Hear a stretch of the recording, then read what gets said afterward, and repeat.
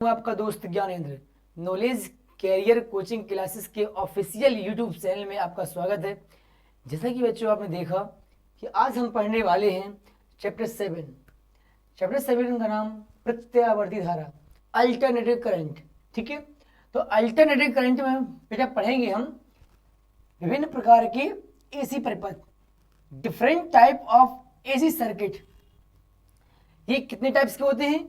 ये कुल मिलाकर 7 प्रकार के होते हैं। ठीक है, पहला है जिसमें विशुद्ध प्रतिरोध कैपिटल आर जुड़ा हो, which has only ohmic resistance R. ठीक है, और जिसमें विशुद्ध संधारित्र कैपिटल सी जुड़ा हो, which has only pure capacitor. ठीक है, और जिसमें विशुद्ध प्रेरक एल जुड़ा हो, which has only pure inductance. ठीक है, और चौथा है बेटा जिसमें मतलब प्रतिरोधक आर और संधारित्र सी जुड़ा हो, इसे बोलते हैं सी आर परिपथ। इसे अंग्रेजी में कहते हैं which has resistance and capacitor both. ठीक है, और पांचवा है जिसमें प्रतिरोधक आर और प्रेरक एल दोनों जुड़े हों। ठीक है, इसके बाद जिसमें छठवां है जिसमें प्रेरक एल संधारित्र सी जुड़ा हो, इसे बोलते हैं एल सी परिपथ। तीसरा है बहुत ज्यादा इंपॉर्टेंट, जिसमें प्रेरक यानी कि एल, संधारित्र सी और प्रतिरोधक आर तीनों जुड़े हों, which has all inductance capacitor and resistance. इस प्रकार की परिपथ हुए। ठीक है बेटा, ये परिपथ हैं। इन परिपथ कि हमने प्रत्यावर्ती वोल्टेज का समीकरण और प्रत्यावर्ती धारा का समीकरण हमने पढ़ा। ठीक है, प्रत्यावर्ती वोल्टेज और प्रत्यावर्ती धारा के समीकरण से ही इन सातों का फेजर ग्राफ समझते हैं। ठीक है, ये फेज डायग्राम क्या है, तो एक एक करके इस वीडियो में सातों के फेजर ग्राफ समझेंगे। ठीक है, सबसे पहले हम पढ़ेंगे फेजर ग्राफ कौन सा, जिसमें विशुद्ध प्रतिरोध ओनली आर जुड़ा हो, इसका फेजर ग्राफ क्या होगा। ठीक है, तो देखिए यहां हम पढ़ेंगे। पहले हम इसको बताते हैं कि ये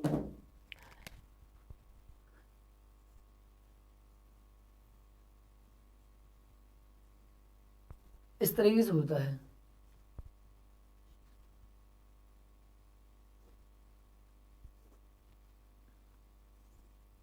इस तरीके से हम यहां पर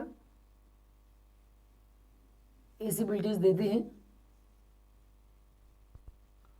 ये आर है इस तरीके से, इसके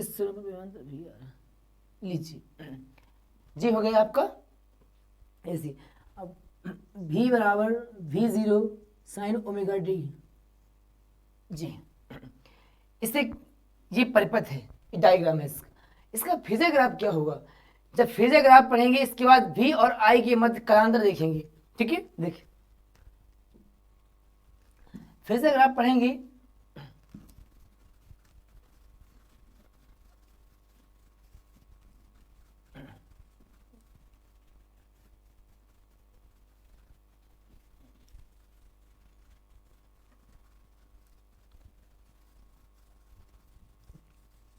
फेजर ग्राफ पढ़ने से पहले सबसे पहले ये फेजर ग्राफ के लिए हमें आवश्यकता किसकी है? फेजर ग्राफ के लिए हमें आवश्यकता है दो चीजों की। सबसे पहले वोल्टेज यानी कि वोल्टता का समीकरण, V बराबर V0 साइन ओमेगा टी। बेटा ये वोल्टता का समीकरण है। इसके बाद हम जानते हैं धारा का समीकरण, धारा I बराबर I0 साइन ओमेगा टी, ये धारा का समीकरण है। दोनों समीकरण देख लीजिए। क्या करेंगे, इस तरीके से ऐसी लाइन खींचेंगे। ठीक है, ऐसा। ठीक है, अब हम देखेंगे ये एक्स अक्ष। ये तो पता है कि देखिए भैया, सबसे पहले हमें वोल्टेज मिला। क्या मिला? सबसे पहले वोल्टेज मिला था। तो वोल्टेज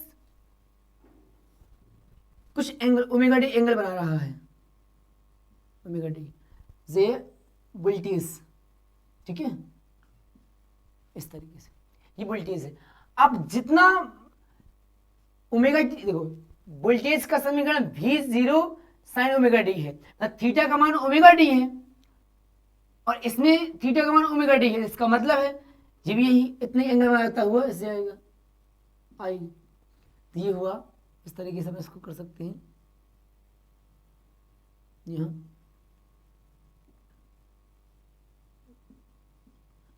और इस तरीके से कर सकते हैं, ये आई है ये भी, ठीक है। ये इसका हुआ फेजर ग्राफ, ठीक है।